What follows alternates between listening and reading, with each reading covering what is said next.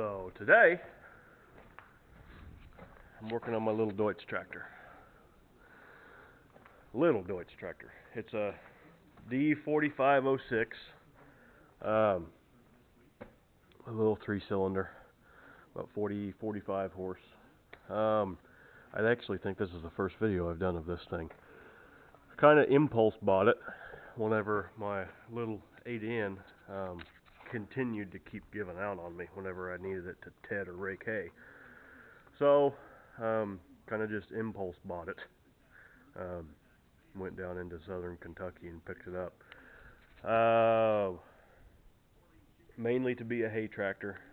A few things that I really like about it.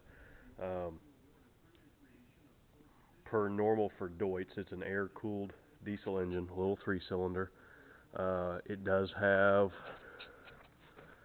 hydraulics on the back of it, which that tractor did not, and it has independent PTO. So that was a big plus. You get into these smaller-ish tractors, at least back in the day. This is a 75, somewhere around the 75 tractor. Most of them either had, like that one, every time you push the clutch pedal, your PTO dies, or it has live PTO, like what that 3600 Ford does. This one is independent, so I really liked it for that. Used this tractor all of last, I would say the better part of the summer and fall, raking with that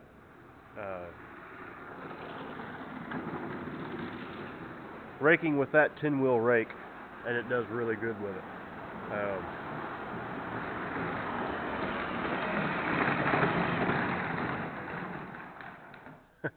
Tractor has plenty of power. I actually think the pump has been turned up on it a little bit. It's a little on the light side, but with some fluid in the tires and some weights, that could be taken care of. But I think it does okay for what I need it to do.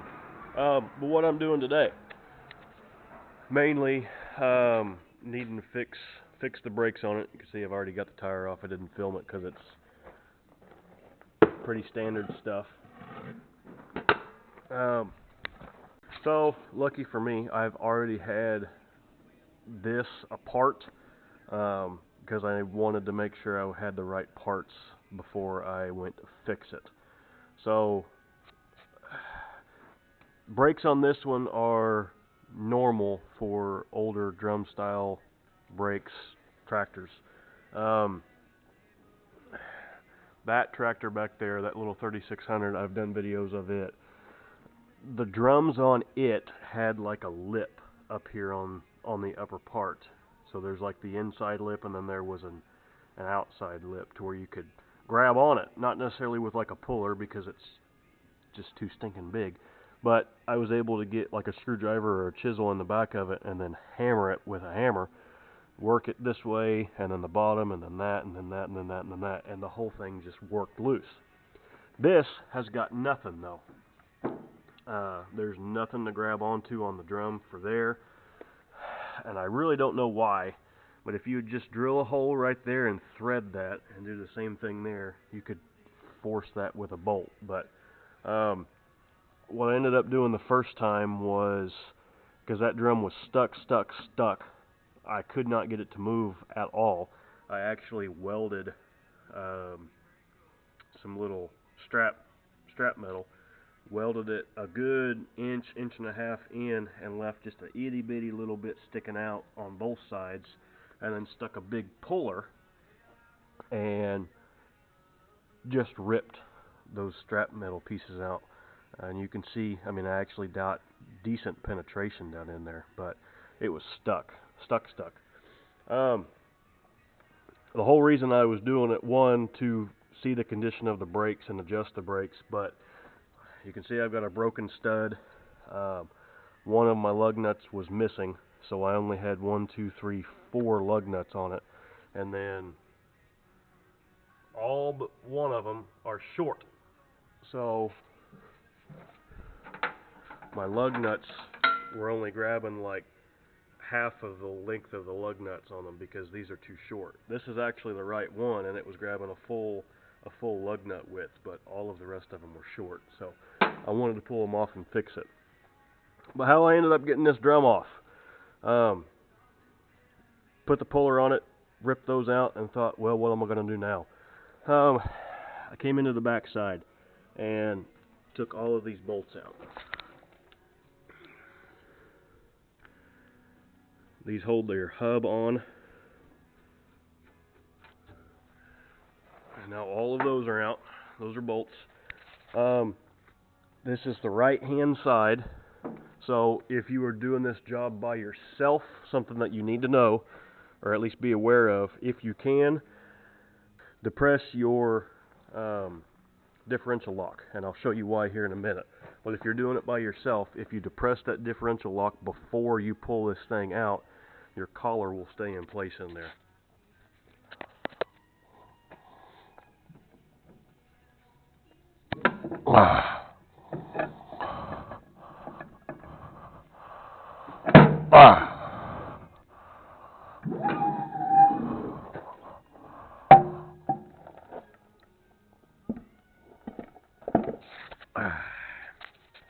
There's the hub.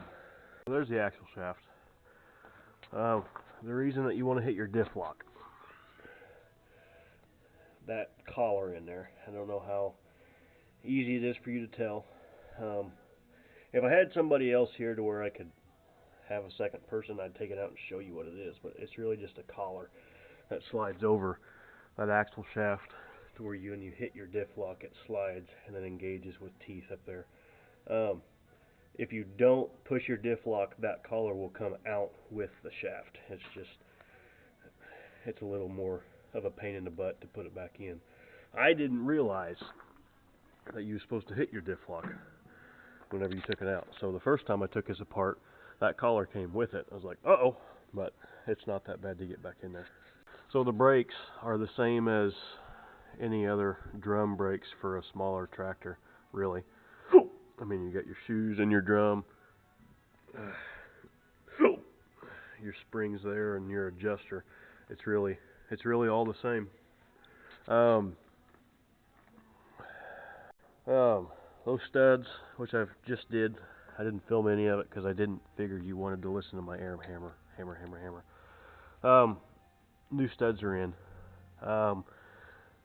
Comparing this style versus like that 3600, I've got some videos on that 3600, so like the 2000, 3000, 4000, all around there, those Fords people are probably familiar with. One big difference, or I guess two big differences that I've noticed here. I like the Ford better. So with this bearing hub, axle hub on this Deutz, instead of having these are threaded holes for the bolts to pass through on that side, whereas on the Ford, those are studs coming back this way, so that whenever you put this whole thing back together, you have studs passing through all of those holes to line you up and clocked right, and then you just have to put nuts on the back side. Whereas this, you're kind of doing it blind. You have to get it set right, and then you have to put your bolts through the backside and kind of have to feel around and get them started right, which isn't a big deal, but it's a lot easier on that one because you have studs that you can just line up. The only other difference is circle, circle, circle, and then there's flat spot, flat spot. The flat spots are supposed to line up right here with this adjuster, and then down here with all this spring conglomeration. And that's kind of hard to get lined up right whenever you have a blind hole that you can't necessarily see how it's supposed to go. So, oh well, I like the Ford style better. First time, I had noticed that on the back side back here, on the bottom, that I was actually leaking some oil. So I thought, well, I'm gonna have to redo a seal while I'm in here, like an axle seal. Whenever I had went to bust all of these bolts loose, they were all finger tight, so I think that's why I was leaking. But what I actually found was I don't see any kind of a seal in here. The only thing is, I think somebody had RTV'd, around this surface. I don't know if there's actually a seal for it or not, but I'm just going back with the same with RTV. So let's see if I can get this thing back in here.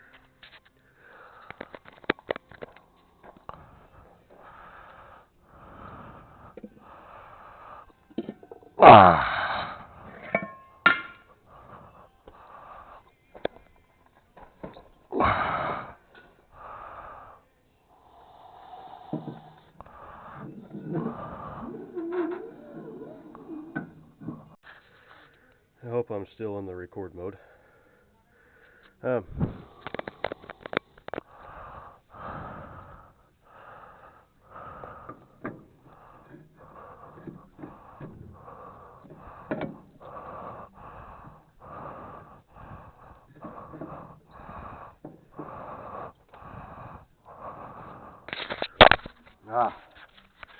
think it's in there. Okay, that helps back on.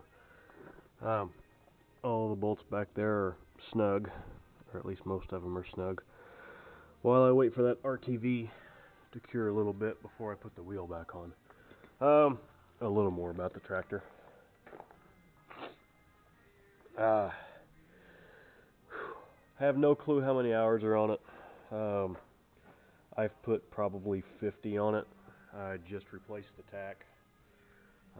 Didn't have any lights on it. I put some lights on it, including the ones up front. I don't have those wired in yet, but I have it obviously here in the shop today. What I'm wanting to get done is wire those headlights in, get that job done, get the brakes adjusted. I have a couple grommets to put on it. Alternator. The alternator on this thing has been dead ever since I got it. I ran it all last summer. All of these 50 or 60 hours that I've put on it have been without a working alternator, which is fine because the tractor doesn't need them to run. Just need it to start it, and then after that it's all mechanical. So charge the battery every once in a while, and it runs long time without having to charge the battery. But I have another alternator to put on it. What else? Just clean it up a little bit. I don't think I need to change the oil. It hasn't been that long ago since I've changed the oil. But some maintenance things on this tractor.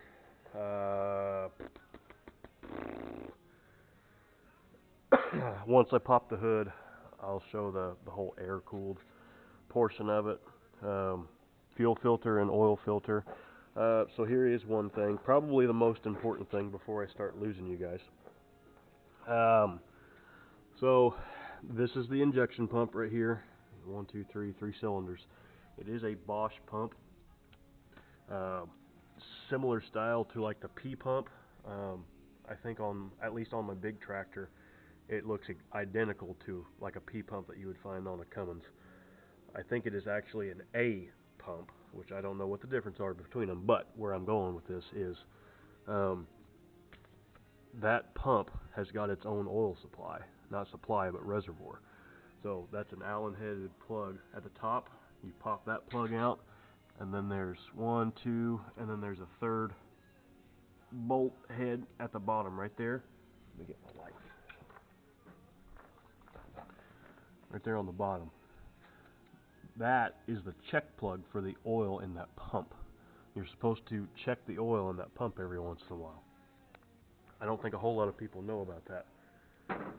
With that style pump, several of these Deutz tractors, my bigger Deutz tractor, the D130, and I've had several Ford tractors, like an 8000 and 7000, you have to do the same thing.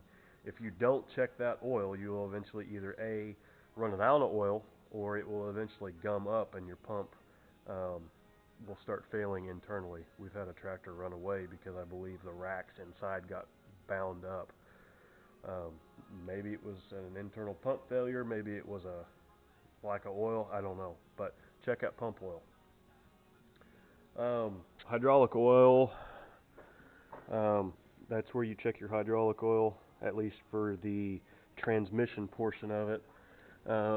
There's a couple drain plugs underneath, one there and then one on the other side.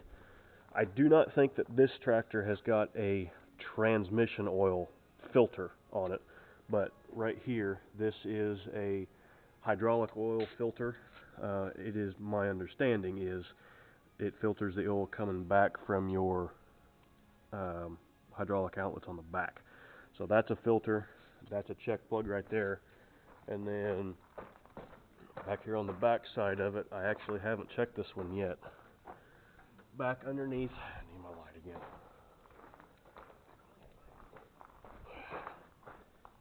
Back underneath the seat, next to that lever, there's a little cap right there. That is another check plug, mainly for the rear end. So, check both of those oils. I'll do more whenever I pop the hood.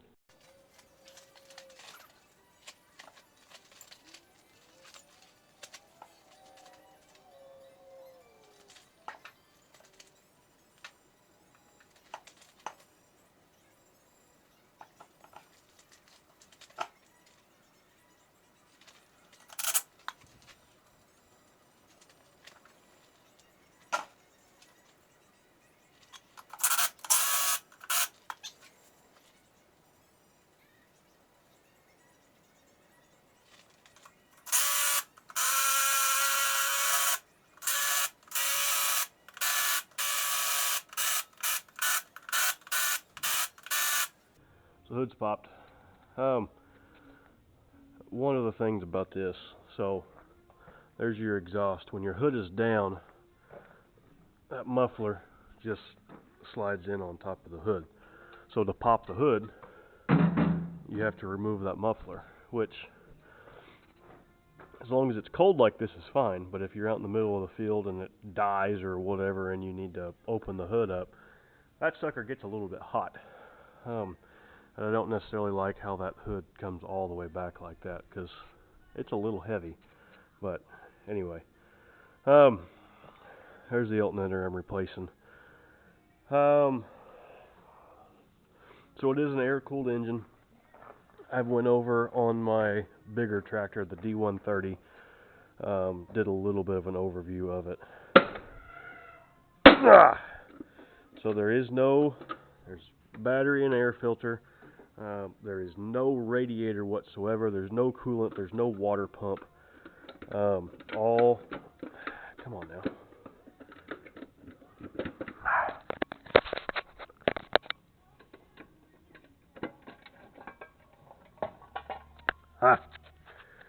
So, bottom of the crank, driving a belt. That belt is just spinning a fan. That fan blows air in between the cylinders. So, normally that would be just solid block.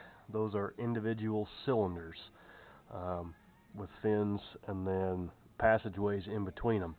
So, you can replace the cylinders individually instead of having to rebuild the entire block if you would have to. But yeah, so there's just air being blown, and that's what cools the whole sucker.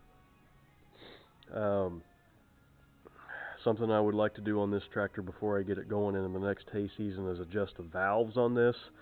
I'll probably do that in a different video. Whether I do it today or not, I don't know. But so with the Deutz, this one is a F3L912. I guess I can.